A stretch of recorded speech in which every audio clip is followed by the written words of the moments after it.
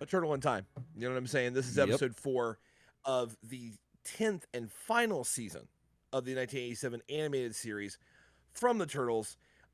This was aired October 5th, 1996, written by Jeffrey Scott and directed as all seasons this episode or episodes this season by Tony Love. Tony Love. By way of a little bit of a background, we covered this the first episode of this. This is the middle episode of a 3-part arc in this season. We covered that last episode on episode 263. But just as a little bit of a background, effectively Shredder and Krang are back, baby. Yep. Dreg is back. He's trying to figure some stuff out. The Turtles have been cured of their hyper mutations. You know what I'm saying? Like they done did it. Your boy Carter last episode was like, but I'm not cured. And it turns out they're like, well, we can do it. So they did it, but then he's like, but I'm cured. Right, yeah. You can't make him happy. He doesn't know how to feel about it. You know what No. I'm saying? Splinter's running around giving random advice to people. Mm-hmm. It's kind of a really blue sky territory in the sewer layer these days. You say something like, when does the fly know when to fly? And Carter goes, I'm going back to college. And like everyone goes, but Carter. And no one knows really what's happening. It's But real Carter. just open, no judgment brainstorming mode is where we're at right now in the layer. Oh, yeah. So what happens is Shredder and Krang are summoned to Earth by Dreg, who is like, why don't we team up, dog? And they're like, yeah, screw you, loser. And the most punk rock Shredder and Krang ever. You really got to go back and listen to the episode review for last episode 3, because it was amazing. It was. Shredder and Krang take no bullshit. They're like, They take just no guff. die. It's bad. Mhm. But they wind up getting recaptured, as do the Turtles, and they're in the dreadnought. And where we left off last episode, Dreg is like, I tell you what I do. I hook up the 4 turtles to a machine and suck out their life force and their mutation powers. And then I hook Shredder and Krang up to another machine that takes away their mind powers. And I'm going to put them all in my big dome. He's already got a big dome. He You know what I'm does. saying? He's got a huge dome already. It's happening. He's like, I'm going to fill all this with all the good stuff. And y'all are going to die because it's also going to suck out your life force. Now, they got April. April's all locked up in a little cage thing, too. She's just got to watch. I don't know why he doesn't want any of April's skills. Yeah. He could have just put another table out. I mean, I thought about that this weekend. I was like, why wasn't April in there? Like, he might not want too April, much of a good thing. You know what I'm saying? That might be a thing. So very true. So that's where we literally left it. We left it with like, Mung, turn on the brain juicer, and it's like, and like all this stuff. Yeah. So that's kind of where we left off. But yeah, a ton more of that in our review. Link should be in the description below to check that out. It was a lot of fun. It was. But now you resume. It's a turtle in time. You know what I'm saying? And Shredder is pissed. You can just tell. Shredder is not a happy chappy. It's obvious. You know what I'm saying? Yep. Even with his mask on. Open up the dreadnought. Everybody's hooked up to whatever device sucks out whatever Krang wants out of them. It's all, or Dreg wants out of them. It's all there. You know what I'm saying? Krang, sucker, hooked onto the top of the AT-AT Walker bubble. You know what I'm saying? It's fine. Yeah. It's gonna suck his brains out anyway. Yeah, That's how it yeah. works. That was the thing I hated. Is it's like, why didn't you take off Shredder and Krang's stuff and just break that. Yeah. Just like break the glass thing and then take Shredder's helmet off. But anyway, it's okay because he's working with technology we can't even fathom. Yes. At this point. So right before the process starts, Shredder cuts his brain cable loose. Like the cable goes to his brain. Nobody knows this. You know what I'm saying? But Krang, yeah, Krang's still getting zapped, as is everybody else. Yeah. Well, it turns out at the end of the process, it appears that it's worked. Dreg hops off the table, bragging about how he now possesses the turtles and the Krang's memories and their physical skills. And he's like, wait a minute, I can't.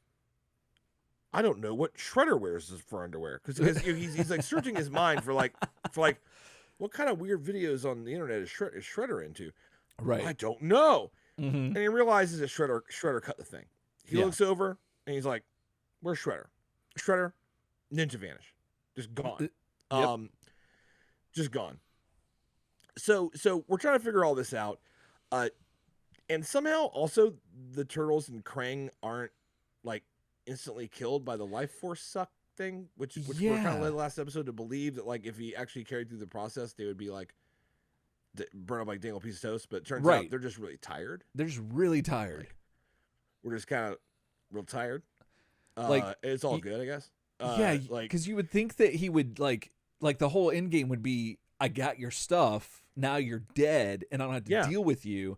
And now, who can stop me? But this just seems like a very basically, faulty plan. yeah. And granted, now the turtles are pretty like drained, and so is Krang. Like they don't really don't have much fight in them left. Yeah, Um, so but Mung is ordered to take the turtles and Krang to their cells, I guess just to waste away and die. yeah, The turtles mount a valiant, if not absolutely sluggish, effort to fight free once they're freed.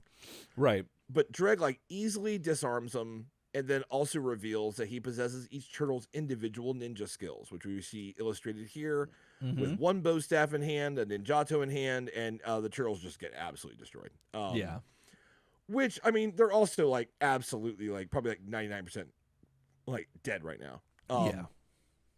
But it's not a good day. No. So the turtles wind up getting recaptured, and they can feel their life force like slipping away. And Donnie's like basically says, "I don't think we have long to live." And I guess that's how they kind of change the rules a little bit, where it's kind of like they're left with just enough to be around, but like pretty soon they're gonna like fall asleep and never wake up. I think it's Right. kind of like the long game on that. Yeah.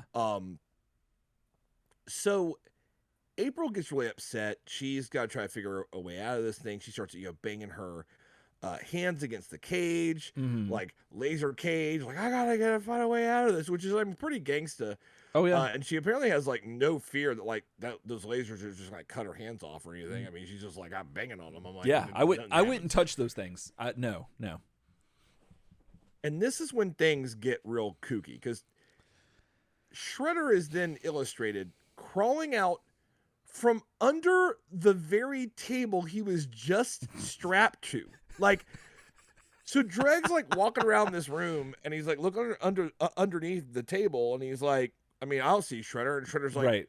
ninja cockroach. And he like Right. crawls out from underneath. You know what I'm saying? And like, he gets out and like frees Krang. You know what I'm Yeah. saying? Scoops Krang up like little baby. Oh, He's this is like, let's do beautiful. this.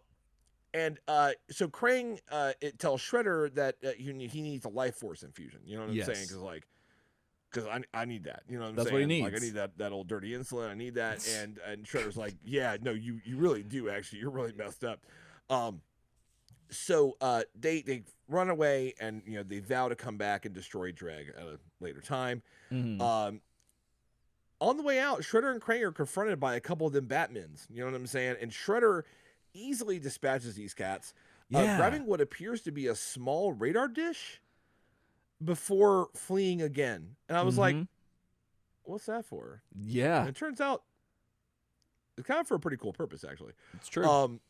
I gotta give this episode a lot of credit. There's a lot of actual little stuff in here I really like. When it comes to like it's some of that common sense stuff that I'm Absolutely. like, yeah, this is what I need. This is And what I need. this is again some of the best Shredder and Krang you'll ever see, and we're gonna talk about this at the end, but Yeah, there's something there. it's pretty great. So April, whips out TurtleCom, and she tries to give Carter a call. Now I do like this. Like, so her first attempt to call fails because it won't go through, and Donnie's like, yeah, like the hull of the ship is too thick. You gotta try a higher frequency, and she tries it, and it does work. And I really like the kind of the attention to thought, like or the Right. thought to the process there. Right? Yeah. That's the little stuff that like where I go like, oh, really, like you're up like in like low Earth orbit and you're gonna call on like a radio phone basically. Mhm. Like Yeah. you're gonna reach Carter like on the ground like Mhm. like through the stratosphere and all this stuff. And it turns out, yeah, no, like I buy that the turtles have that technology, and you just turn it up to higher. You basically turn it up to a higher frequency, maybe flip the phase a little bit. Oh, yeah. Donnie did make them. Flipping the Yeah. phase usually helps. Usually and you almost get there. always. Yeah. which is great. So the call to Carter goes through, and your boy is mega responsible. Like he pulls over before answering the turtle com. He does. Kind of love it. He does. He's like, oh, let me be real safe, and Yeah. does that. And He took his seat. He took his seatbelt off of his motorcycle too, which was like even more responsible. Like, you know, instead of yes, no, he really he like signaled and pulled over. I mean, I was very impressed. He did the hand thing, like where they throw the hand down to let him know you're turning left. Or whatever. Yeah. He's like, oh, like, yeah. Oh man. You haven't lived unless you've seen like someone in a vehicle with like no working like blinkers do that in real life. Have you seen that? Like out the window? Yep. That's my favorite. Oh yeah. So he gets a hold of April. She explains the situation. He's like, all right, I'll be there as fast as I can. It's kind of hard because I'm like, well, you're on the ground. The dreadnought's in like low Earth orbit. So like, kind of interested to see how Carter's gonna, get all the way up there. So Shredder and Krang run into the transport room, and we finally see why Shredder grabbed the small little radar dish.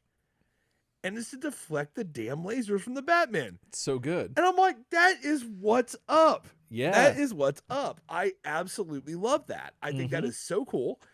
Such a smart thing.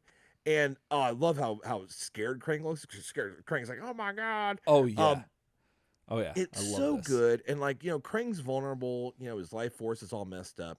And then I love this. I love this a lot. And like I said, this episode does a ton of those little attention to detail things that are just really cool. And I've like we've been harping on the entire animated series. Little things like this don't just like take almost no effort to write in and do, but they make the show feel like it respects its universe.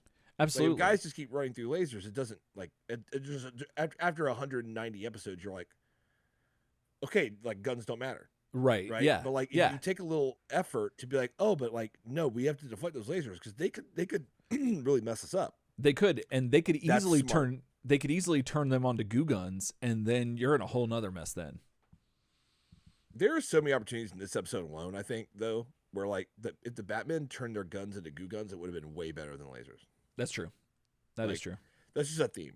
Like every time they shoot lasers, I'm like, I don't know, man. If that was a goo gun, that might have been way more effective than just a laser. But yeah, that's true. I don't know. Tactical awareness. I don't know. Mung's orders. Who knows? Who knows? So before Shredder and Krang get away, Dregg, Mung, and a few Batmen show up, and Dreg spouts forth a Krang head, guys. He just does this. This is horrifying. From his huge forehead, and it starts speaking. He starts speaking through it with Krang's voice. Yeah. Now, do you think that Not this is since that Adventures business where Krang actually got on top of Shredder's head and took over his body, like some kind of like some kind of like puppet? Have I been as terrified of Krang? Now, do you think that now is this something that we like that the Bugman and Mung and Shredder can see, or is this just for us? Like, is this just to show us what's happening, the audience, or is this for the actual people? Do you think that that's a physical manifestation? I think this is literally like what happens. I think like it's an actual side effect of him having like done the thing. So Krang is physically coming out of his brain. Yeah, he has like a copy of Krang, his whole identity and mind in his head.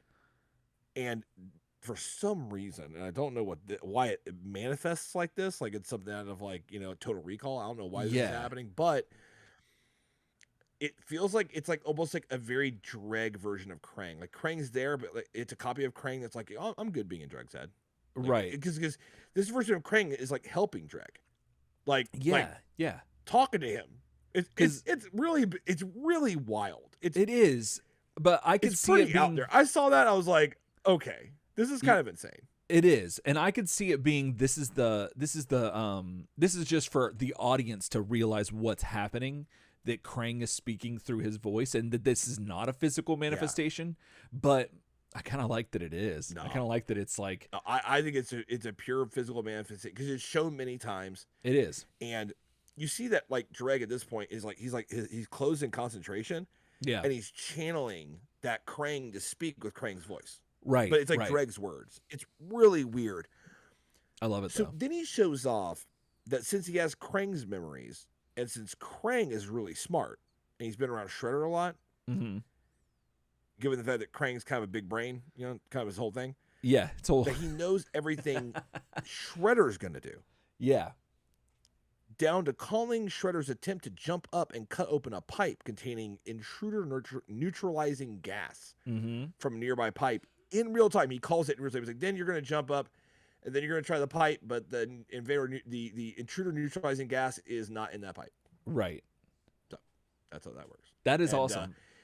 And I like love it. that. I like the angle that he's like, you know what? Like, I don't know exactly what you're going to do, but I'll be honest, given that Krang is like an intergalactic warlord, a war criminal, he's genius. I know what you're going to probably do. Right. I love that. Oh, yeah. And then 100%. Shredder's comeback is amazing. Because he's like, well, do you know the thoughts of your bat goons, you idiot? Yeah. And, basically makes the bat goons shoot him and then punch a hole in the outer hull of the ship. And I'm like, that's that Brilliant. good writing. Oh, that's that yeah, I have Krang's brain and he's a genius. So I know what you're gonna do. And Shredder's like, yeah, but you don't have control of those idiots. Bye. Right. And it's just really good. It is really good. It is. So we get the classic, all the air is being sucked out of the spaceship. Everyone has to hold on to something. The spaceship is now a huge like Hoover vacuum. Everybody has to hold on trope that happens. Right. And Shredder activates the portal like a damn boss and hops in with Krang, and they get transported back to Earth.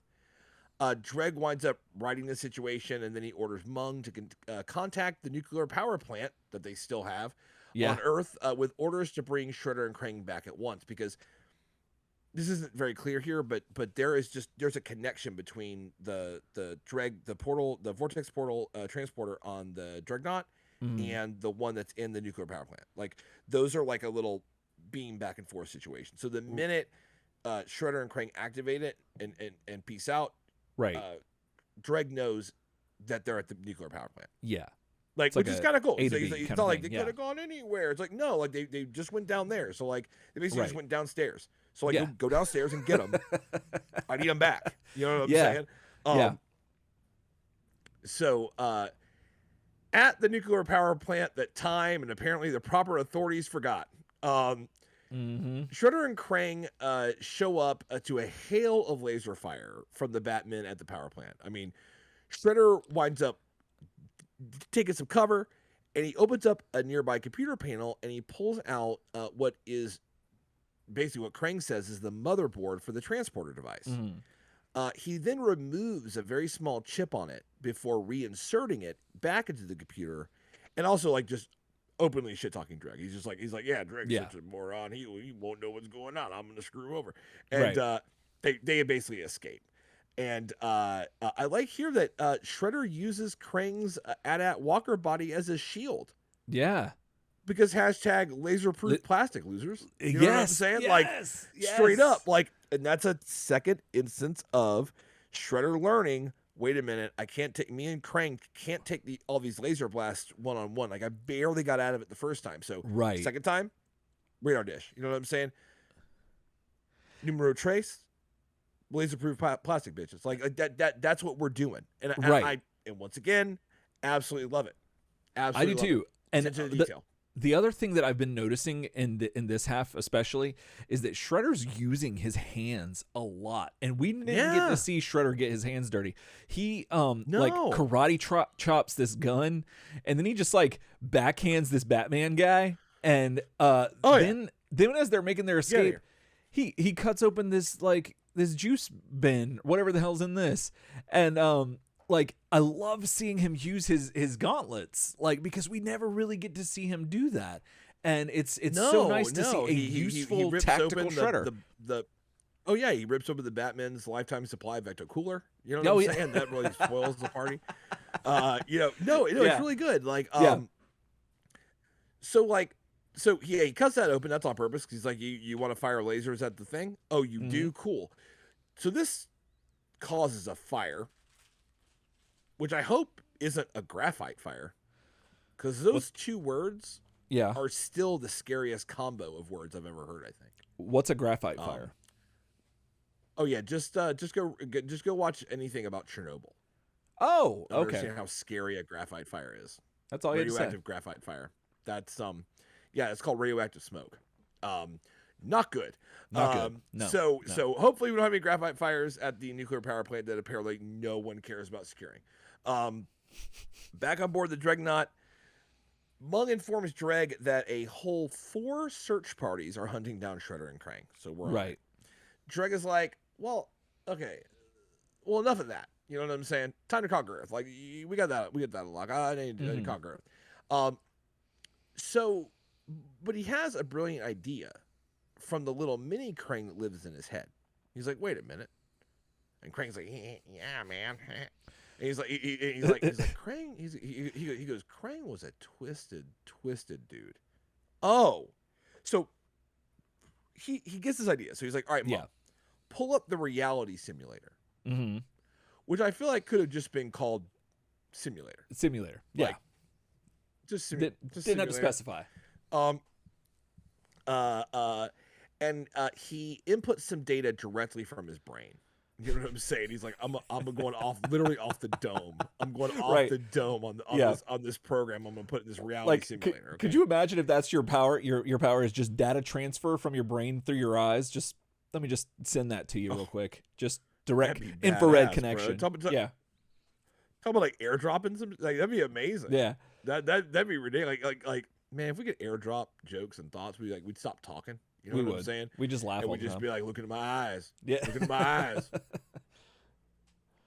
It'd be kind of like how they get down in Demolition Man with the virtual reality headsets. Like no one actually like has sex anymore. Yeah. You know what I'm talking about? You ever see that? It's been ages since I've seen that. It's been ages. It's just great because there's this scene where Sandra Bullock is basically goes up to Stallone and she's like, I was wondering if you'd like to go to my apartment with me and come back and have sex. And he's and she's very forward about it. And he goes, right. Well, okay, I guess. so he gets there and she's like, oh, and she's acting super weird about it. And he's like, okay. And she's like, okay. And she sits down on the couch and he starts kind of undoing his shirt and stuff. And she's like, stop. What are you doing? Right. It turns out that, it's all through headsets. Oh, okay. So you put on a headset, you connect neurally, and then you basically both finish your thing. And then it's all good. Oh, and there's no contact at all. And, it's kind of and that's why she was so direct about it because it's so much more casual. Right. So just connect your brains and have this experience and then you're done. And she's like, well, yeah, let's just go do that. You can do that with anyone. So it's future. It's kind of like what we're doing here, right? It's kind of the same thing, like what you and I are doing. This is our long 9-year version of that process. Yeah. Oh, I mean, technology is obviously a lot underdeveloped in our era. Right, so it's taken us this long to do what it took Sandra Bullock to do in 10 seconds. Right, but it's still the basic idea and ending and finale resolution of those two ideas are the same thing, right? Yeah, no, this will end in a lot of moaning. Okay, good. Whatever that is. I just want to make sure it was still the same. For example, when you become a mermaid with Wiki Wachi, yes, then that'll probably be when that climax happens. Were you to ever do that? Yeah, that's true. That's where we're at. So I gotta say this. So this is one of the best villain plans. Maybe the best villain plan I've ever seen.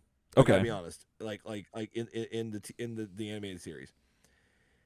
So he simulates a plan to use the vortex transporter to transport a small piece of the sun into the heart of a major city. Right. And in his own words, turn every major city into a sea of boiling gas until they beg me to take their planet. Yes. That is so good. And if they don't relent, Mung asks, we'll just burn the whole planet down. Mm-hmm. Just burn it down. I'm not playing with you. Right. I will transport. Yes. Yeah, he's not the diplomat that he was the last season. Or no. Yeah, he's not your friendly neighborhood Dreg. Long-term PR game. No, he's not running not that guy. Political long-term propaganda campaign. He's I will take a gigantic ball of burning hydrogen and I will put it in the middle of the city. I will vaporize your city and be like, do you want me to take the planet back now? No. Right. How about Paris? Yes? Sounds good. That's where he's at. And it's a great plan. it's better than I'll transport all my warships here. It's like, no, this is so much more elegant. You're It like, is. no, It man, is. vaporize the city. How you doing? You want to play around anymore? Or, Right. like, I guarantee you, the first time that happened, Mm-hmm. like, it'd be like, no, yeah, Dreg, come on, buddy. Yeah. Like, just come put the fires out. You know what I'm Mm-hmm. saying? Love the plan. So Dreg orders Mung to target the largest city in the United States, which kind of depends on whether you're talking about that in terms of like area or Right. population. That's true. He doesn't So in terms of specify. area, the largest U.S. city is Mm. Sitka, Alaska, Oh, with okay. an area of roughly 2,870 square miles, Mm. but with a population of only 10,000. You know what I'm saying? Not a lot. Meanwhile, in terms of largest U.S. city by population, that would be New York City, Mm. which, while coming in at a relatively quaint 468 square miles, was the first city to surpass the 8 million population mark. Dang. Um, That's a as lot of of the people. 2000 census. You know what I'm saying? Mm. And that is the 2000 census is like the closest accounting we have to the actual population at the time of this event. So Yeah. for some Yeah. reason, That's I true. was like, largest U.S. city. I was like, I need to just double check this. Um, and also, a very fun fact I found out while researching this. Did you know that New York City was always the U.S.'s largest city from 1790, like the when the first census happened forward? That doesn't surprise me because isn't that where a lot of isn't that like a major port for where immigrants migrated from? Yes, but like So that was later, like 17, like so people were always immigrating, but like Ellis Island and stuff, like you know what I mean, like that's later. mhm. Okay. So like what's kind of wild is so they did so obviously U.S. declares independence 1776. Yeah. The first U.S. census takes place in 1790. Now Philadelphia previously was Mm. around the time of the Revolution was the largest U.S. city by far. Okay. Early Revolutionary War battles were fought in Manhattan when it was a swamp, Oh wow. right? So like Right. I mean like it didn't take long. Um but by the time so 1776, Yeah. Philadelphia whipped that ass. Biggest city in the country by far.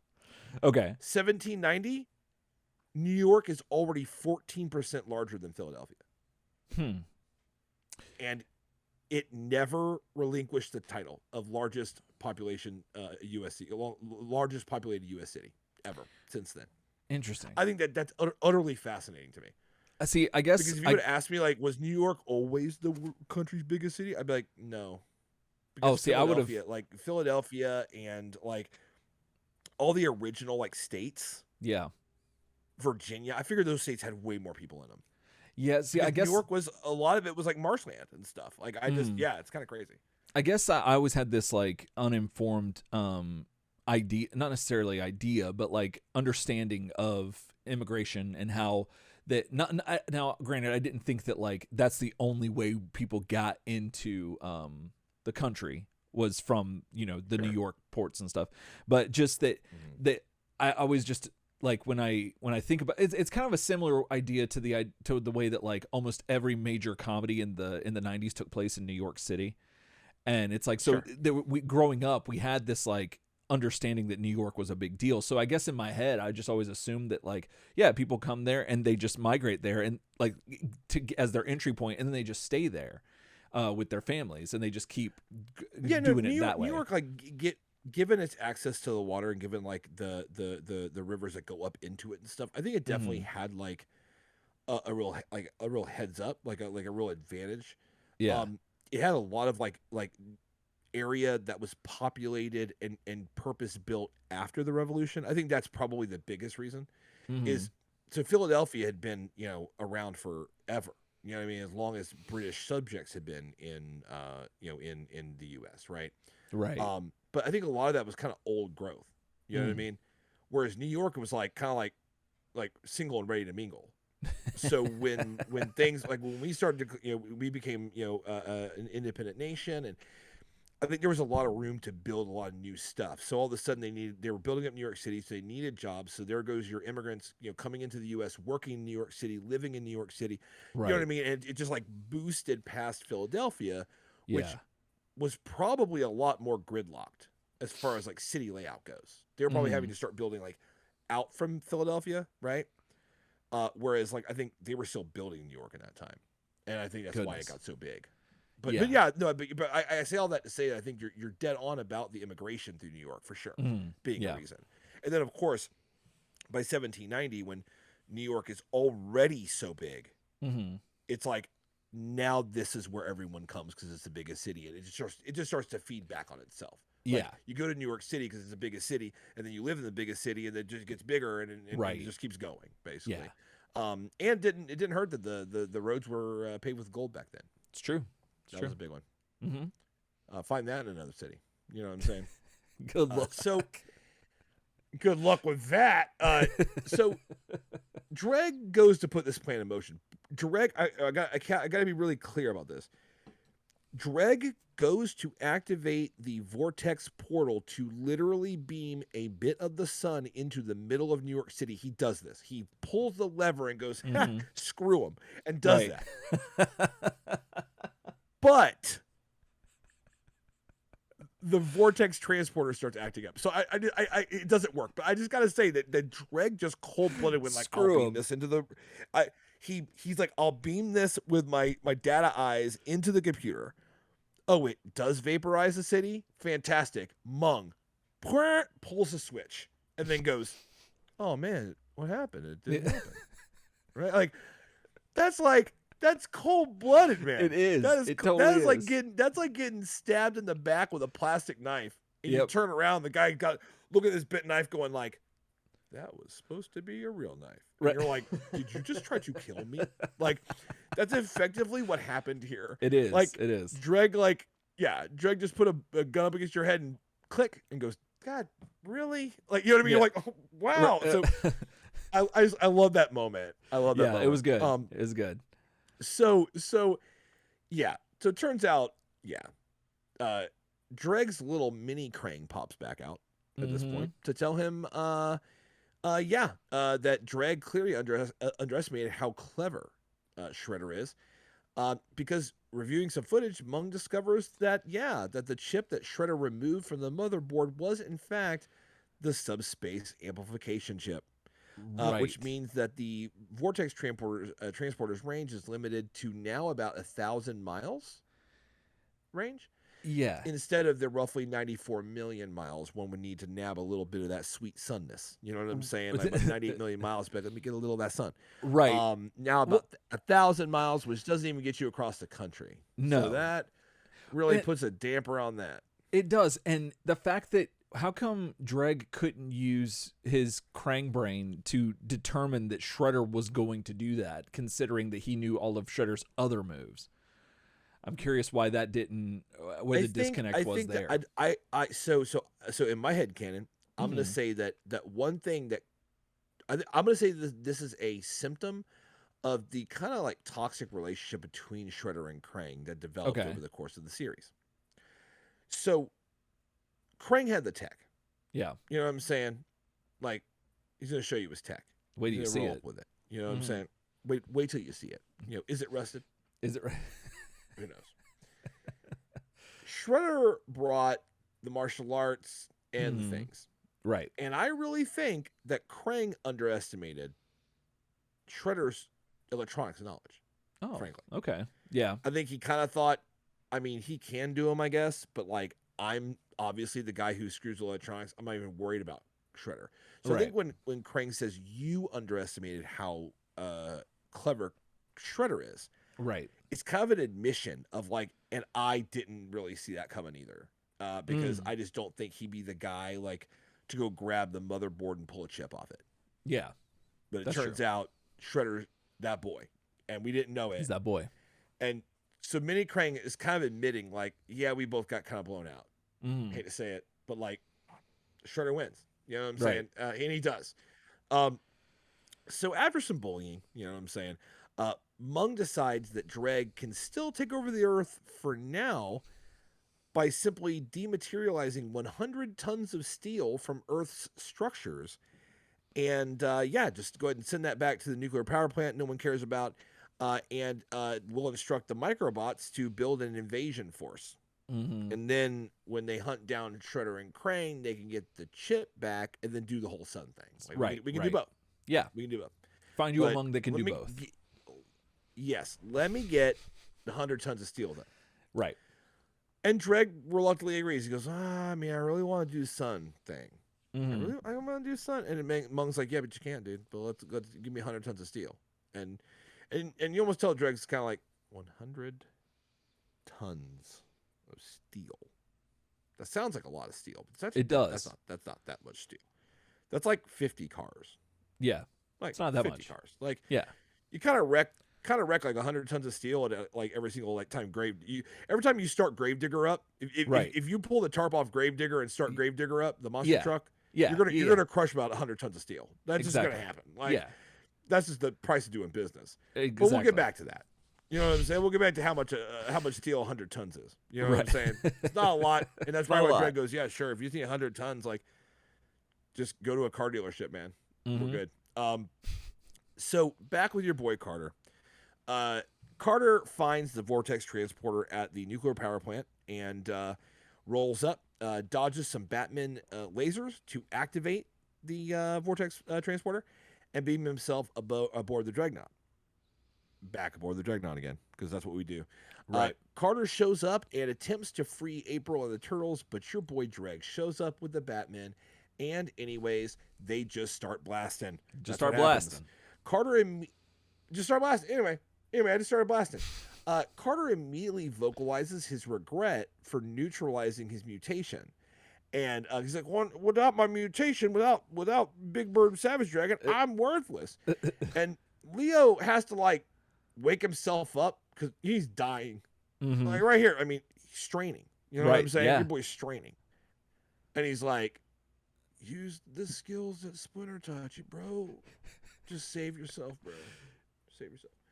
And Carter's like, I can't do that. And, like, you can tell Leo's kind of like, you're yelling at me, man, but you got about 100 times the energy I got, and you say you're screwed, bro. Mm-hmm. I'm screwed. Yeah, exactly. I'm an iPhone that says 1%, but then the GUI gets sticky, and you're like, this phone's about to die. Oh, like, yeah. You know what I'm talking about? Yeah. When that iPhone dies? You know what I'm saying? I'm sure Android does the same thing. It says 1%, you're like, I'm heading to bed. I'm probably good. Then you're like, let me just scroll through that Instagram one more time. And all those pictures start going, you're like, oh, I'm done. I'm done. I got about 3 seconds. Right. That's where the Turtles are at. That's where the Turtles are at. That's where Leo's at. But he's like, save yourself, bro. Yeah. Bro. And Carter's like, I can't do that. So Carter, however, isn't above swearing to get the Turtles out while activating the transporter and beaming himself out of a really crappy situation anyways. He says, I'm not going to do that. I can't do that. Yeah. I'm going to come back for y'all, I promise. Later. And, like, leaves. Like, that's like the Carter equivalent of, like, I got you back. Mm-hmm. Way back and like abandoning your ass because he's like, I can't do that, but I will come back. You know what I'm saying? Like, I'll pay you tomorrow for a burger today. Yeah. So your boy Carter is like, oh, but I'm out. Mm-hmm. But I'm out. And then you take over. And then I take over. Yeah. So back on Earth, we have Shredder and Krang. You know, we're looking for them. We got Mung's Batmen are patrolling the streets. Shredder drops down from above like an alleyway and just like totally takes them out. He gets them to shoot themselves, which is kind of wild. And then he ends up, Ryan, he picks Krang up out of the garbage can. And this hit him in a garbage can. That's smart as hell. It is. Look at the looks that are exchanged right here. Like, those are some dudes that have been through it, man. Those are some guys, like, as toxic as it is, right? They've been through the ringer and back. Like, and I love that look on Krang. That's my favorite look. Krang's like, bro, you're my bro. Absolutely. And I don't mean to make it be like, oh, well, they're I like shipping them. I like the idea of shipping them, but we call them an old married couple. That's basically what they are. Yeah. Oh yeah. There's definitely like, you know, a comedy element to it to be had. However, Yeah. it's one of those things where like it's really deep though. Like this is like not just for laughs, for the lulls. Like there's like some roots here, and it's none more evident than Yeah. watching your boy Orokosaki, leader of the Foot Clan, got the bum kicked out, took over, transformed the Foot Clan entirely, came back, made friends with an alien from another dimension, did all this horrible stuff, and then your boy's like, let me put you in a garbage can while I can take care of these other Batmen from another planet, and then I'm gonna pull you out and be like, hey, it's safe, Krang, I got you, Bro. all the That's feels. how that look on Krang's face. Yeah, that's how I look every time you prop me up. Precisely. You know what I'm saying? Right back at you, daddy. Well, so so anyway, they then we see them then go into a room with a ton of books, and we're not quite sure where this is yet, but Krang's telling Shredder that they haven't got much time. So they end up Shredder ends up placing him on a science table, or at least that's what I call it. If you know what this is called, please let us know. But he places him on the science table. And Shredder's I can't remember who says this, but one of them says, "Be still, I know what to do." It's Shredder. Is it Shredder? Yeah. Okay. I just love the caption still, here. It's just, I know what to do. I know what to do. It's like, to the right music and out of context, this is getting steamy. So I don't get it. You don't get it? Okay, well, we'll wait to the end. We'll explain it. It looks kind of dry in there. It does, but just give it a second. It'll get. Anyway, yeah, back at the lair, Carter rolls up on his bike, and we get a shot of his license plate again, which is 17952 for some reason. And he proceeds to tell Splinter of the situation, like what's going on. He's like, blah blah blah. April and the guys are in prison on Dreg's ship. They're all dehydrated and just like drained, except for April for some reason. And Dreg has got Krang's head coming out of his head. It's very strange. But Splinter says that Donnie T's because the situation proceeds to be Carter talking about how he doesn't want, or he hates that he neutralized his own mutation, that he's like, I should have never done it. And then Splinter drops, some more wisdom, like, how does the chameleon change its color? That's where we're at, everybody. That's where we're at. How does the chameleon change its color? How does the chameleon change its color? Like, so that's his response. That's a biological question, Splinter. Like, how does it? Yeah. How does he? How does he? That's a great question. It doesn't. There was a chameleon outside my door the other day, and it was straight badass. Yes. So, I don't know if it was a chameleon per se, or like a gecko or something that had like chameleon properties. I know that there's not just an chameleon that does like the chameleon. Several different like lizards have that ability. There's a karma chameleon. Your boy was on my. Yes, that's true. That's true. You have a karma chameleon. They come and go, but it's hard to catch them. They do come and go, but one came to my front door, and Alicia and I were coming back from something. Yeah, and he was sitting on it was so weird. He was sitting on like the white part of my front door. Okay. And he was white. And Alicia goes, dude, look at that albino lizard. And I'm like, oh, look. And he's like, white. And I'm like, that's nuts. You know what I mean? But he doesn't really, I mean, I don't know if lizards can be albino, but like his eyes are still black. They're not like reddish or pinkish. Right. I'm like, that is kind of wild. And then just before he moves, she goes, is this guy like chameleonic? Like, is this like a chameleon? And I'm like, I don't think so. He jumps over to the dark grayish blue part of like the sidewall of my house, and changes color. That's insane. Right there, and then runs away off into the darkness. And we're both just stood there like, I'm like, did you see him change? She's like, yes. I'm like, that's nuts. Yeah. Could you imagine not knowing about that?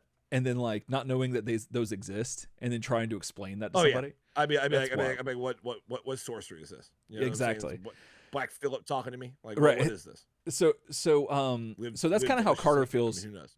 That's kind of how Carter feels right now, because that was Splinter's response to him like not realizing how to like use his mutation, because Splinter tells him that Donnie T's ray didn't take away his mutation. It just it neutralized the mutagen that was making it unstable. So he can still mutate. It's just it's not just going to happen like without his ability, like, you know, without any like unprovoked. And you so would think that Donnie T would have been the first thing he said. It's like, well, hey, Carter, you know, you didn't actually lose your mutation all the way. You can do it, but you have to gain control. You have to do it when you want to now. I fixed it. Right. And given that Carter has presented himself as a man of science, that they both would have like deduced this at some point. However, there's a disconnect. I would have for liked some it reason. a little. I would have liked it a little better if Splinter, like, instead of telling him like, oh no, like obviously it didn't like cure it, it just put it under your control. I would have liked it more if Splinter would have asked that in the form of a question. If Splinter was kind of like, do you think that like it reversed the process? Right. That could still be in you somewhere. Mm-hmm. And maybe that would have caught Carter's mind. Kind of like, is it still in me? Right. I would have liked to have that instead of like the answer. But instead, Carter's just trying to figure out this chameleon question instead of like, you know. Yeah. And so given that Splinter has thrown Carter for a loop, he tries one time to transform and he can't do it. So he gets frustrated. And Splinter just says, hey, you know, the power will be there when you need it, so don't worry about it. And yeah, there we go. We're left with that. Back on the dreadnought, April is trying to figure out a way to get out, because she's fully like she's got all her energy. She wasn't like her brainwaves or nothing of her was sucked out. So she is fully functioning, and she's trying to figure out how to help her friends that she's also kind of sick of dealing with them. But, you know, as we've seen, but she's trying to make a valiant effort at setting them free. She don't want them to die. Oh yeah. So she's kind of, you know, trying to think of a way to get this situation resolved. And so April decides to fake like she is out of oxygen and in her cell. A Batman goes over to open her cell, and then she proceeds to use a taser and says, "Sleep tight, sweetheart," and fries this guy, this Batman. Then she runs over to a switch and frees the turtles, who are all too weak to do anything except for just like kind of fall over and just like lay there. And she then she then runs and sees two Batmen running up the hallway, which the perspective is very weird here, because it looks like they're like 5 steps away, but like it takes them forever to get there. Anyway, she runs back over, she somehow manages to have all the strength to lift dead. How do I phrase that?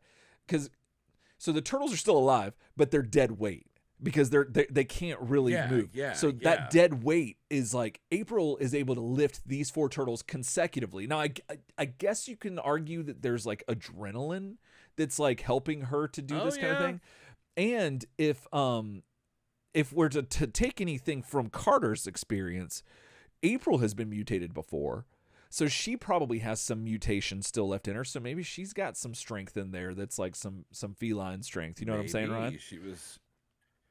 She was a cat. She was a cat, and she was a fish. And I forgot about that. I forgot about that, because that could explain why she was able to lift that grate, which looks like made out of metal entirely, and it's huge. Dead ass like thick gauge metal. Yeah. Like, she's so like, I'll move that. And she's just like, I'll pick that up and get rid of that, and then pick up these Ninja Turtles that are probably about 5 foot tall and like all muscle and shell. Yeah. So April's a badass. So she ends up not only moving them off of their cell pads, but she moves them to the wall, moves the grate, then takes them all individually, moves them into the ventilation shaft that she just opened up. And she manages to do this all in the nick of time, like literally like within eyesight of the Batman that just crawl up as soon as the cage gets put back on. Yeah. And yeah, it makes no sense, but you know, it's just how it goes. So back in the lair, Splinter and Carter are still talking, and Carter can't wait any longer to see if he's going to mutate, because he's trying his hardest and nothing's working. So Splinter reminds him that bringing the others home is not bringing them back to health, which is an actual like legit point, that is something they are overlooking. And that they definitely need to figure that out. Like what there are other issues besides just getting them home. So so Carter continues to whine and just keep talking out loud, and eventually he says, he keeps using the word time a lot, and then Splinter drops, in time you'll find your answer, and then this just triggers Carter, like it just sparks, and this is where stuff derails completely. He runs over to the internet, as evidenced here by a computer that says internet web search and web search. He's so let me make sure I get all this right. He says something about bouncing a radio wave off the star. This makes zero sense. 10 light years away. It should return to the Earth 20 years in the future. So he does this, Ryan. That is true. He does it. And then boom, your boy Landor and Merrick show up. Actually, I think Landor is the female, but one way or the other. Landor and Merrick are pals from the future. We saw them. Let's see. I wrote in my notes somewhere where we saw them, but we've seen them. It's not right here. Yeah, we see them in Red Skies. They have been in Red Skies. They're Red Skies characters. Yeah. It was Carter the Enforcer was the episode. I want to say it was season 8, possibly. And yeah, basically these are the two that came back to the future, got the turtles, brought them to the future to help them out, and then you see that everyone's enslaved and that Carter is like obviously the enforcer and all this stuff, and they go back, it all resolves, and then the turtles come back, and then they get they put April before they left on this search to find these two people, their names. Well, she finds them, and it turns out to be that they're these two kids on this playground, and then that's who they are as children. They go back and watch them as kids, and they're like, "That's nuts." Yeah, and so that's Landor and Merrick. So we've seen them before. They say they use their time machine to get here, and Carter then wants them to use it again to bring the turtles from the past to the present to get 4 transfusions from them. And they warn Carter about the possible time warp paradox of having 2 sets of turtles present at the same time, which apparently Playmates doesn't care about. Playmates will put out the same set of turtles like over and over again. Caution to the wind. And they don't care about paradoxes. So, but nevertheless, these people from the future do, because they've seen the ramifications of, or the repercussions of hazard, throwing caution to the wind, like I said, like hazardous acts of carelessness. And so they're warning Carter about this, but Carter, he says that, whatever, we got to do it. This has to happen. We got to figure this out. So, which is kind of surprising, because then it gets into the conversation of like, well, shouldn't Landor and Merrick know that this was going to happen? Or that, like, I guess this is where like the different universes go, like, are, divergent from one another. Yeah. And it gets all into that, or we could get into that, but this show definitely does not touch on that, because they're from the same future that and they're in the past, so they should know that this works out fine, which could explain a little bit why they're not so concerned. They seem very like blasé about it, just like whatever, just yeah, okay, we'll do this. Like they're kind of playing a part that they know they were going to play. Maybe that's just me, but that's kind of the idea that I took from it. But nevertheless, they do tell Carter that there are some rules to this, that if we get the turtles back or from the past to the present, and we don't return them within 24 hours, then we're going to be charged with late fees. And that's like not good. Because the compound interest, you're going to be bankrupt, and you're going to be like, that's actually what, 20 years in the future. Right. Yeah. That's So they don't say it here, but like when you look it up, when you use the web search on the internet, it tells us that the editor's note says that the slaves that we saw in the episode where we first met Landor and Merrick, those were debtors. That was a debtor's prison from late fees. Oh, and that's like some indentured servitude business going on. Yep, it all comes back to Blockbuster and movie rentals, stuff like that. Late fees. Yep, that's how they do it. Okay. And so, anyway, so they decide that it's worth the risk and they need to do it. So they take off elsewhere. Ryan, we see a giant cannon blast. The target was apparently a giant turret that had that had Shredder on it, and it gets blown to bits, and you could see him like kind of in the corner right there, just like going just flying off. And so and then we see the turtles riding on the flying tank from Turtle Trek, which was here we go, episode 8 of season 8, which is where Landor and Merrick came from. That's pretty sick. Yeah. So Leo and Mikey jump off of this flying tank, and they pick Shredder up and yeet him into a vat of something. He's like, "You can't do this to me," and they're like, "Yeah, we sure can. Sayonara, dude." Yeah, we're gonna kill you. Bye. And so while they're watching his descent into the goo, then Landor and Merrick show up right behind them and say there's no time to explain, but they need to come with them if they want to live. And so just then, Shredder pulls out a cannon that I don't know where he got that from, and he says, "Prepare for your end, reptiles." And so but just then, oh no, he does blast. He started blasting. I forgot. He did start blasting. Wait a minute. I think I saw the mystery. I think that is a Playmates factory 20 years in the future. And that is a vat of goo they're making the Cobra Kai reissues with, and that cannon is actually one of the forearms. Oh my gosh, it all comes back together. They're working on like the giant like 8-up series. You right. know what I'm saying? That's right. 2-ups. It's 8-ups. Oh, I love it. That's the forearm. Exactly. For Danielson. You know what I'm saying? It makes perfect sense now. We solved it. Yep. That's why y'all come to Turtle Soup. That's how we do. So we did it. So Shredder blasts the bridge with the cannon arm, and the turtles and Landor and where they were standing, Leo and Mike are hanging on the ledge, and just then Don and Raph show up, and they demand Landor and Merrick, who just look like so creepy right there in the shot, like they're like they just got busted. Ugh. Like they just got busted, like looking in your window, like by someone's dad, and like dang it. But the turtles demand them to put their hands in the air, and it's the typical time traveler, like quickly come with us. We don't have time to explain. That whole thing happens. Raph says, "Sorry, you must tell us who you are quickly," which is kind of funny. But like I wanted to touch on that real quick. Like that trope is so it's so overdone. Like why do people?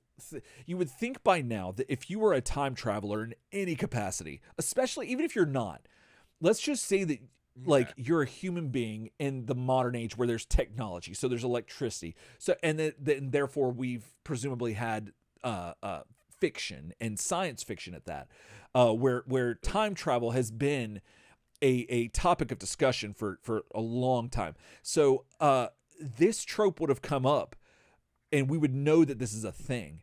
You would think that, like, especially given, like, even further flung in the future, that civilization would know that, hey, we have time travel abilities. What's the one problem we run into when we go when we time travel? Oh, explaining to the people in the past what we are and what we're doing. Well, what have we been saying? Well, we've been saying we don't have time to explain and hope that works.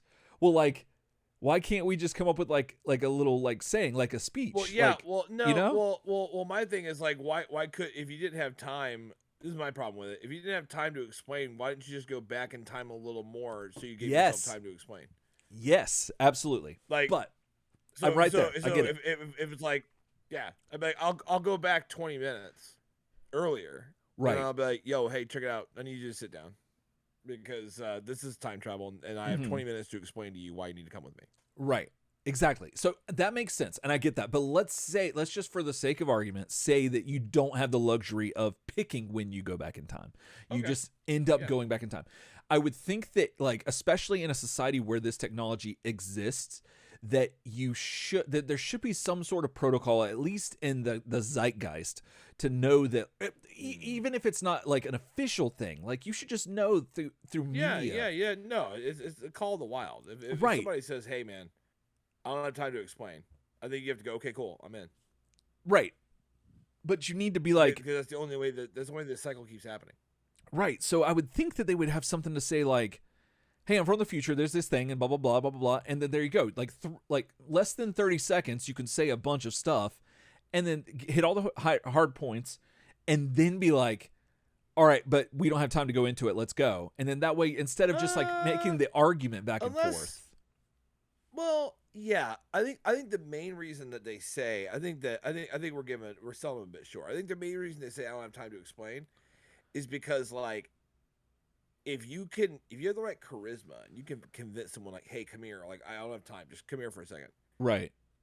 They'll probably do it. But if they might do it, but if you say, hey man, like here's my 15-second elevator pitch on how I'm from the future and I need to take you back to the past. That's when people start going, you're crazy, get away from me, right? Like I don't want to go anywhere with you because you're crazy. Like, right. You know what I mean? Like, okay. Yeah. So yeah. I can see that. I don't have time to explain is kind of like there could be an emergency. Like I need your help. Like I crashed my car over there. And my son's still in there. Like you don't know what the guy's going to ask from you, but you know that he's going to ask something of you. That's a good point. And you might go, yeah, okay, I'll walk with you. Like, what are you talking about? And then that's when you get zapped. And then when you're in the past or the future, wherever you're going, that's when they're like, okay, well, I'm not crazy because we're in the past or we're in the future. So now I'm going to explain to you because obviously this happened to you. Right. Versus like, get in my TARDIS. Trust me. No, you make a great point. Which like, is effectively what, yeah.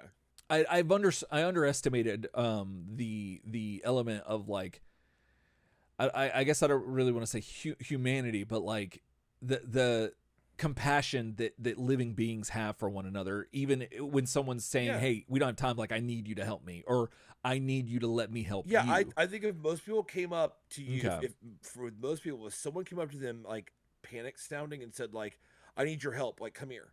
Mm. And like started running into a direction. Right. Most people would maybe not like run like right after them, like, oh yeah, but like would start like trotting that way. Like, what are you doing? Like, where are you going? Yeah. You know what I mean? I think that's just in us. Right. And then there's like, there's Scorpion's way of doing it, which, you know, he just spears you and tells you to get over here. Like there's that way too, which is effective. Oh yeah. I mean, yeah, no, I mean like one effective time traveler technique would just be to like stun them. Yeah. Oh, that's true. Just like shoot them with a taser and be like, "Yep." Yeah, but I will say, shoulder, coming with me. I will say this though, that does throw a wrench in the trust bucket. You know what I'm saying? Like that's can be problematic, but it is effective, much like Scorpion's methods. But nevertheless, time traveler code crap where like time travelers are not allowed to take someone against their will. Oh, I hadn't thought about that. You do have to say, I don't have time. You have to come with me. And if they walk towards you, go, okay, like that's consent versus like knocking someone out and taking them to the past or taking them to the future. Because maybe there's like a time travel like moral code problem. Right. Well.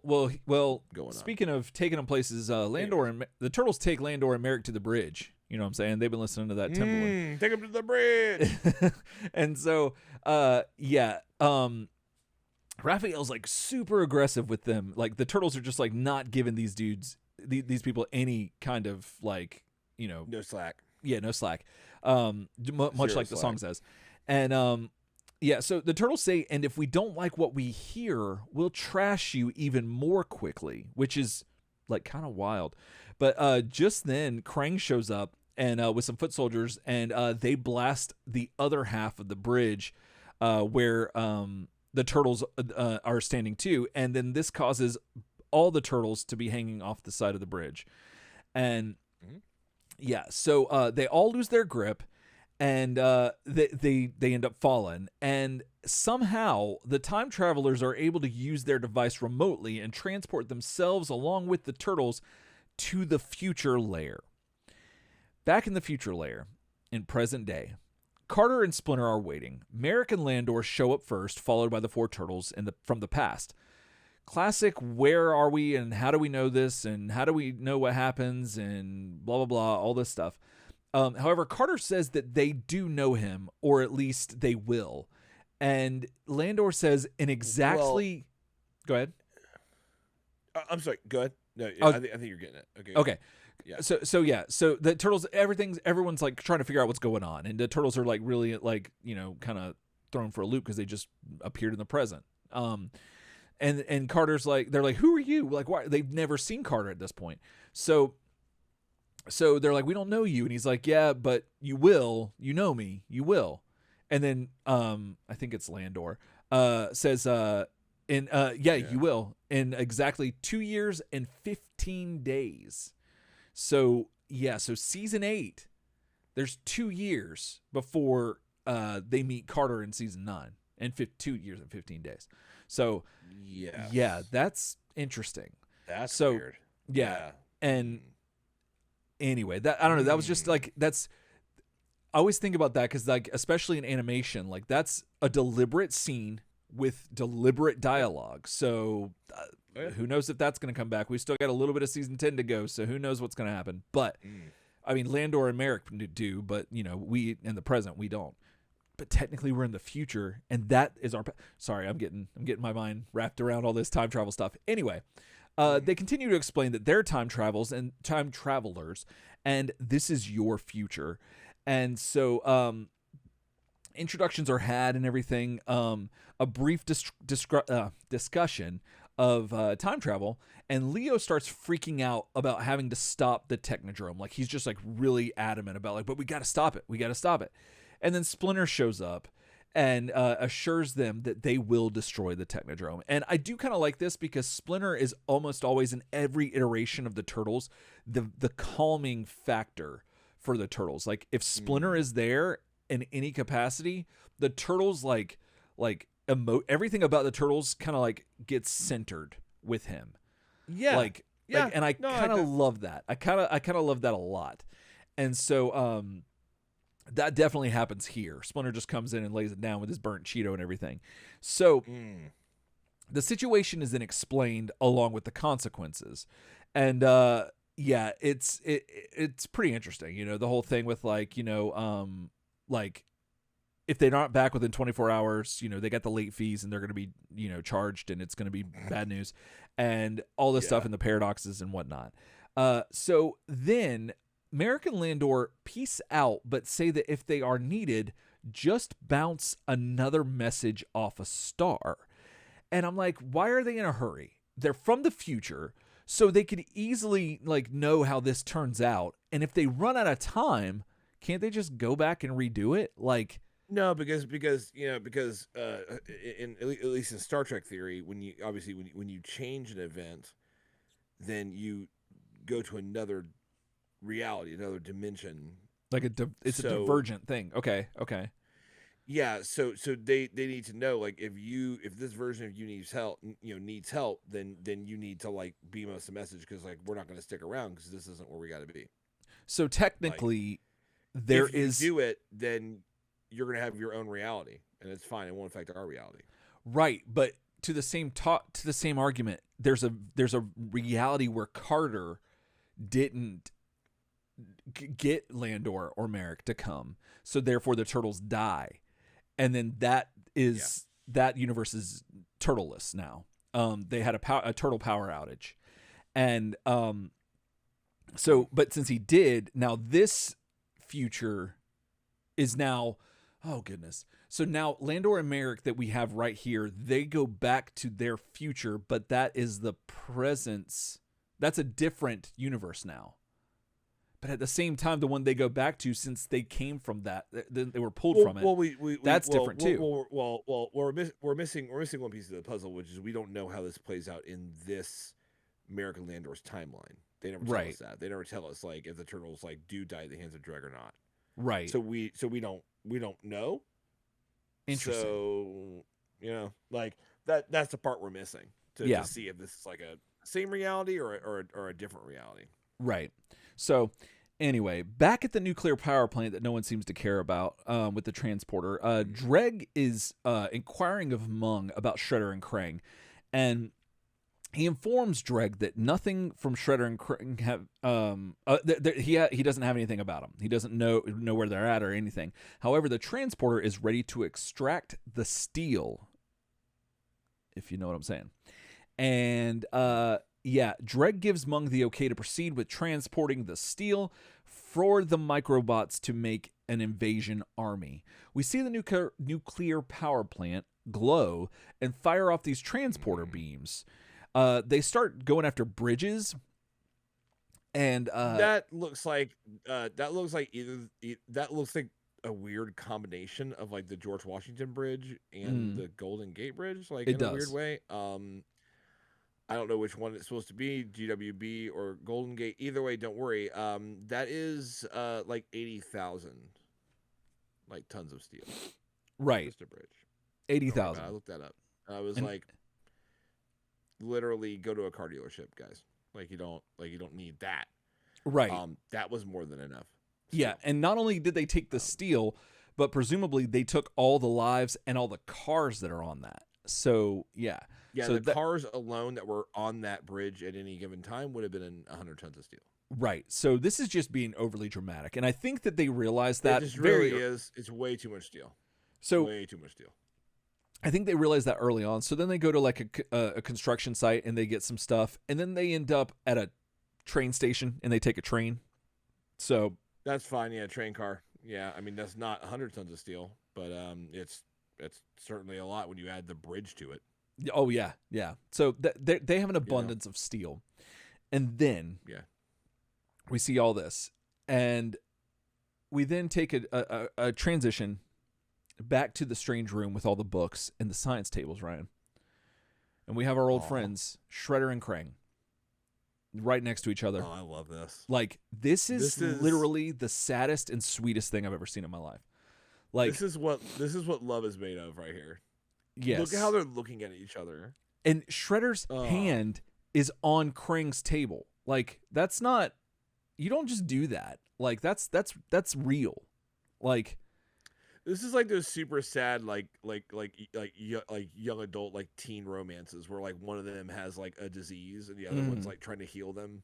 You know, so they're like giving them like donating an organ, and they look at each other and hold each other's hands before they go into surgery. That's basically what this is. Right. Like this is kind of like the movie A Walk to Remember, where Mandy Moore's boyfriend takes her because she has a disease, and he takes her. I forget what his name is, but he takes her to the state line, and he blindfolds her, and he's like, "Where am I? You're in two places at once." It's like 2 places at once. Yeah, I thought it was the 4 corners.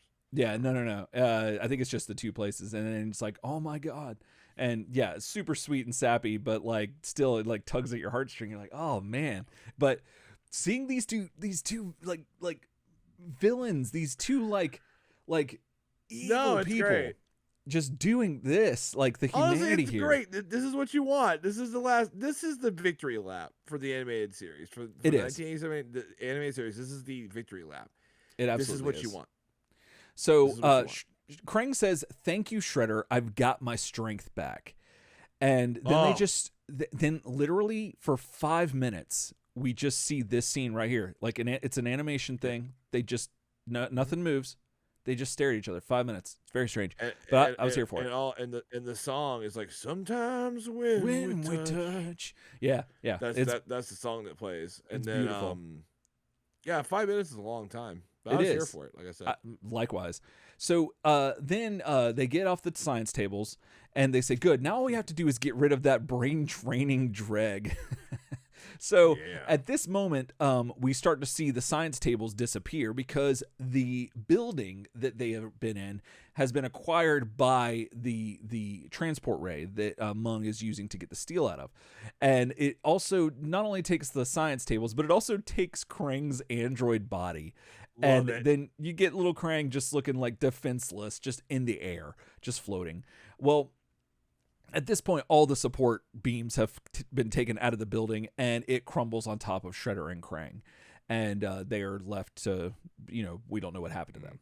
So back in the turtle van, we've got the turtles from the past with Carter, present-day Carter, driving the turtle van.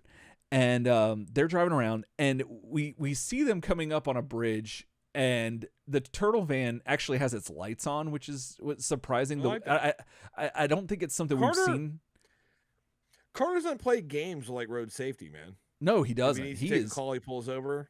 Precisely. If it's dark, if it's rain, if his headlights are on, his wipers are on. You know what I'm saying? Like that's true. That's what we're doing here. It's true. And So like he rolls the windows. Look at him. Look at him 10-2 right now. 10-2, dead ass 10-2. He doesn't, and like if he needs to keep his dog in the on the bike, he has the windows rolled down. Like he's very conscientious. Oh no, I mean Carter's not going to be a statistic. You know what I'm saying? He is not. He's gonna rise above that. So that's not gonna be a thing. I also want to take note that Donatello is sitting awfully close to our boy Carter. Like just he's all up on him, if you know what I'm saying. So but I don't think problem with that, or no, I just don't think the turtle van's a stick shift, but we don't know. So anyway, but we see the turtle van driving, and then a bridge gets taken. And so the turtle van falls off the bridge, just drives off of it. Did I get you with that stick shift? Oh my god, that was like sorry. I was like when you're playing like Battleship and somebody's guessing wrong as hell, and you're like, they're never gonna get my Battleship, and that dude goes B3. Right. And you're like, even though it's only one hit, like, right, it's only one hit, but that first one you're like, how you know that, man? You know what I mean? Like that's how it felt. Right. That's how it felt. You just called me up on Battleship, and I had to put a red peg in it. I had to put a red peg in it. I love it. So I had to put a red peg in it. The turtle van just drives off this cliff and this ravine or whatever you want to call it, and they're falling into some water, but their lights are still on, and I kind of love this for some reason. But for some reason, there is a trash barge that is just traveling down this waterway, and the turtles just happen to land on it right whenever it's passing by. And so they all pop out. It's hilarious. Back at the power plant, we see the Batman, who are obviously certified in construction vehicles. And they're transporting all of this steel, which looks like a ton of steel, Ryan, like multiple tons of steel. At this point, Mung then takes out the canister of the microbots and tells them to craft to build Lord Dreg an army of invasion craft, which I don't know if you got the same vibe, but I kept getting inconsistencies with what they're trying to do with these microbots, like what the whole plan was. So invasion force, then there was like an invasion craft, an army of invasion craft. Like what are you talking about? Yeah, there's some inconsistencies here. Yeah, no, and I think that's why you get what you get at the end. Right. Oh, precisely, and we'll get to that. So then we see April and the turtles in the in the air vents, and they're making their way, and the turtles are ready to just die. They're just literally ready they are. to They're just like, I'm off done. themselves. Yeah, I'm done. And so April continues on, and she thinks that she's found the transporter room. So they go in and they get down there, but they realize that something's not right. Something just feels wrong. This isn't exactly where they were before, because they've been in the transporter room. Turns out they are in an engine room, I believe is what it was called. And so that if they it's the fusion engine room. And if Dreg turns the engines on, they're going to turn into turtle vapor. So unfortunately, April is not able to get them out, though she was able to get them in. She can't get the grate off again. So they're stuck there. Yeah, the grate like locks and she can't get it. Yeah. Right. So at this point, we see Carter and the turtles from the past show up to the fortified nuclear power plant. We also get they sneak in and they see what is becoming the thing that the microbots are building, and there's these feet, and we don't know why they're feet. Even the turtles don't know what they're for. They're like, what are those legs? Like, what's going on with that? Even they don't know. So they don't have time for that. So the turtles just like run off, and they manage to get on the transporter and make their way up to the dreadnought. And so they're like super impressed by all this tech, which is kind of funny. But they just keep running, and they're booking it, and they they get to where Carter remembered the turtles being held captive, and there's nobody there because April set them free. And so they don't know like what to do, and they're making jokes. They're like, hey, like please please tell me that you didn't yank us out of the past for this. And like they just like they're giving him all kinds of grief because they can't find where the turtles are. So so then they run to so they ran toward there. The turtles are gone. April are gone. They try another room, but they get caught by Dreg, and fighting happens.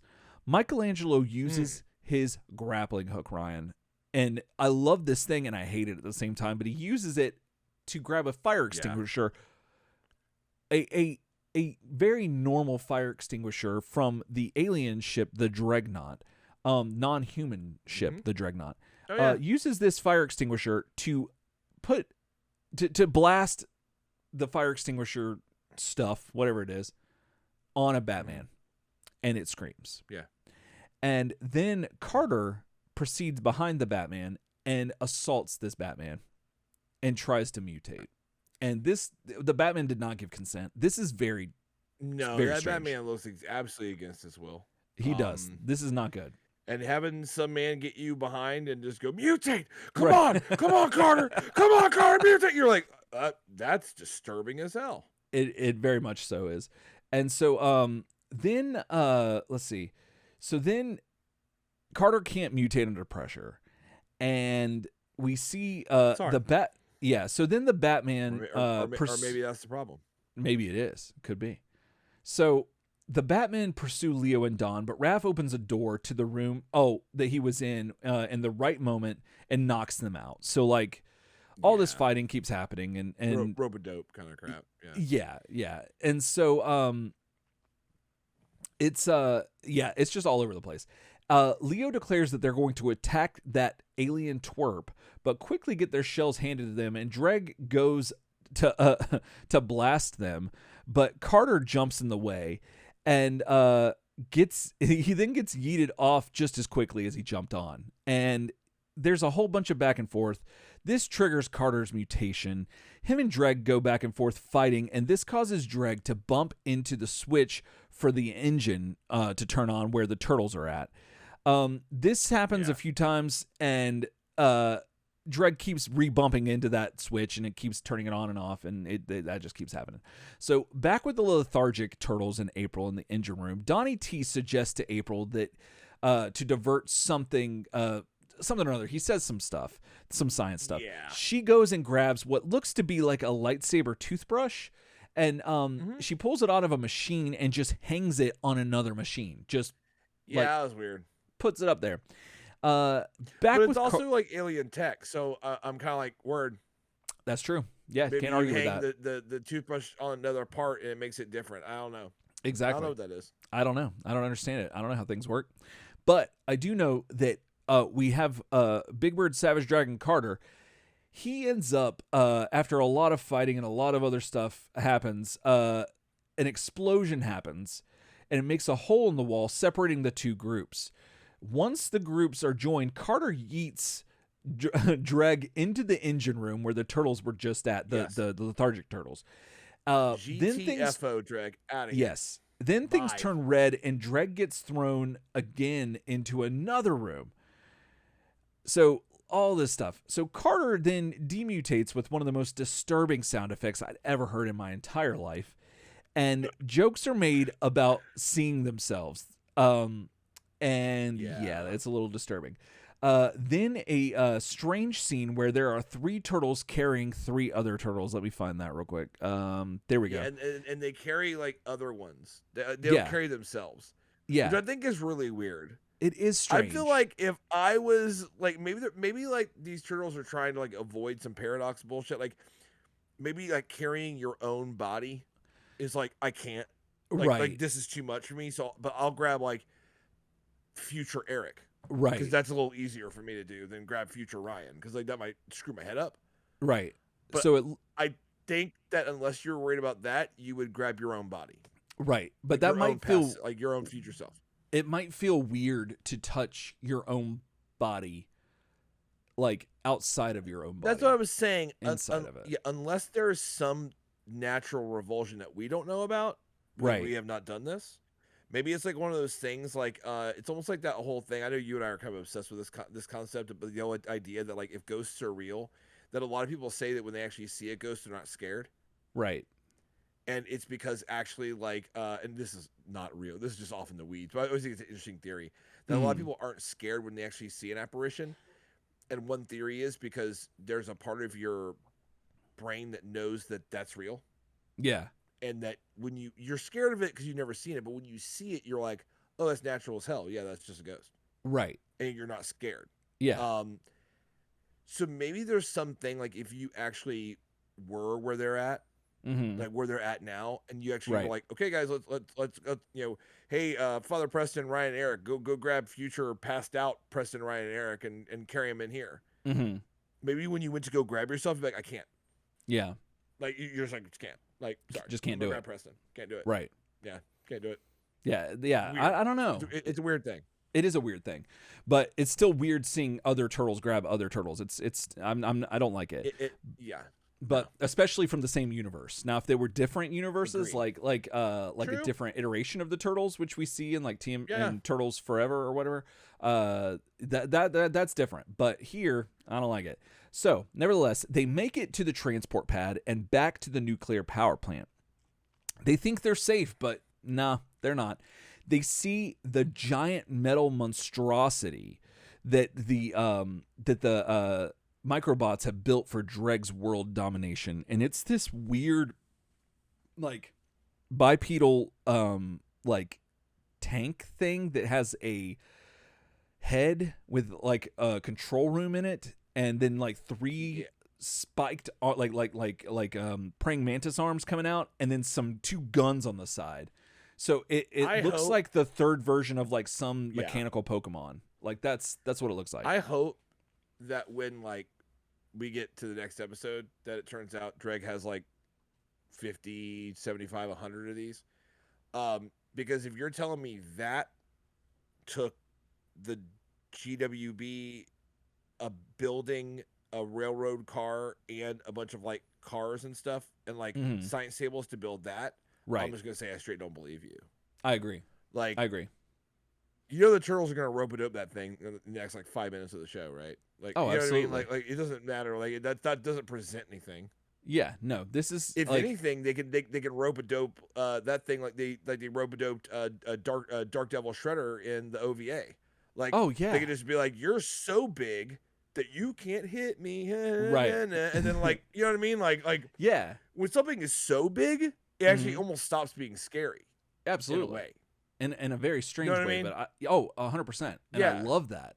But yeah, it would have been more. See, my understanding was they were going to build an army, and that's the thing the turtles can't really stand up against. Is like, and that's where you have like enough smaller things. We even saw this. We saw this in that episode where they when their mutations were still like being a problem, and they were trying to get into that castle, I think that Dreg was using, and they had those robots or whatever they were that would like once you beat one, they turned into 2, and then 4, and then they just kept multiplying, and they then we kept saw dividing, and the turtles couldn't beat them.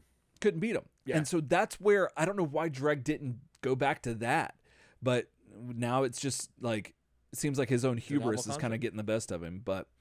Yeah. Well, this ain't Dreg either. Oh, that's true. That's Mung. That's true. This is a Mung operation. It is. Yeah. Dreg said, you can do this. Right. And Mung's like, I'll do it for you. This is a Mung joint. It is. And I got to admit, Mung is not nearly as capable as the high tech. No, he is not. Because the high tech had those Hive Guard dudes, and they were badass. They were. Like, the high tech knew what he was doing. I don't think the high tech would have built this big dumb thing. And they're like, this is the invasion force. They took a whole bridge. Like, I just don't think that's the thing. I don't think that's the thing either. But this is the last scene. Mung is the equivalent. Sorry, just really fast. I think you're Mung good. is the equivalent of when you lie on all the like qualifications for your job title, and then you get the job title. Yeah, you know what I mean. Like that you get the job, and it's like be this warlord's right hand man. You're like, I can build invasion forces. And then you actually get there, and you're like.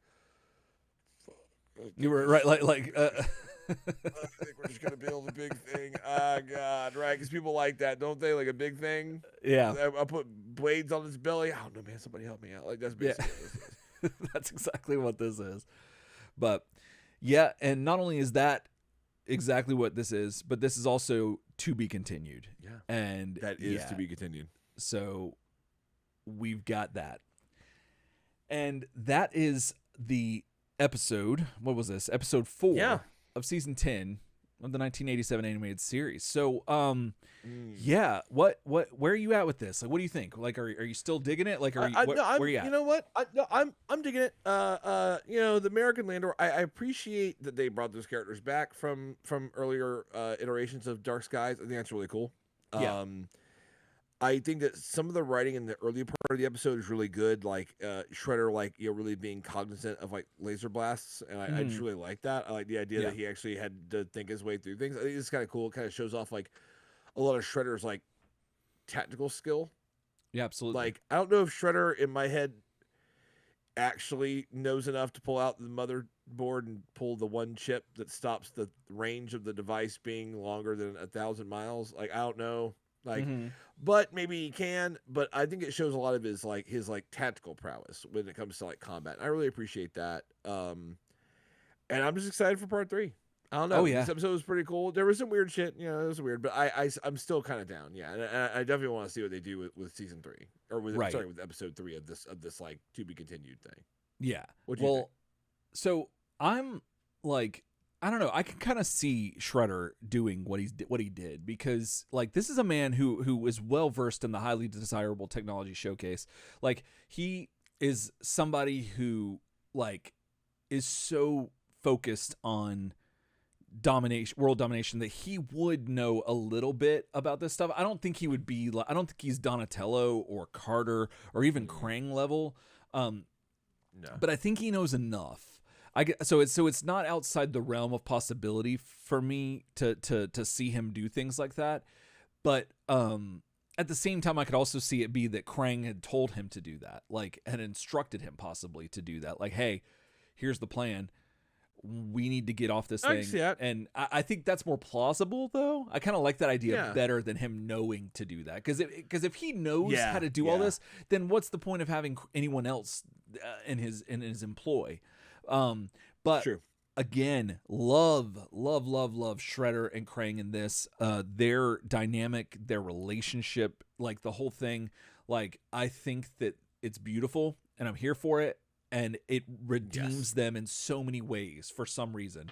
Like it's probably my favorite thing that's happened in Red Sky so far is that it has so far it's done I wouldn't say it's completely redeemed them, but it's at least made me want to see more of them again.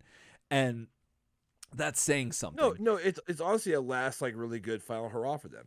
And I think the seeing them work together against the odds without the Technodrome and all the tech and the foot soldiers and all the devices and Bebop and Rocksteady. I think it's cool that it's just like those cats. Yeah. Like backs against the wall. Like that's kind of where I'm at for it.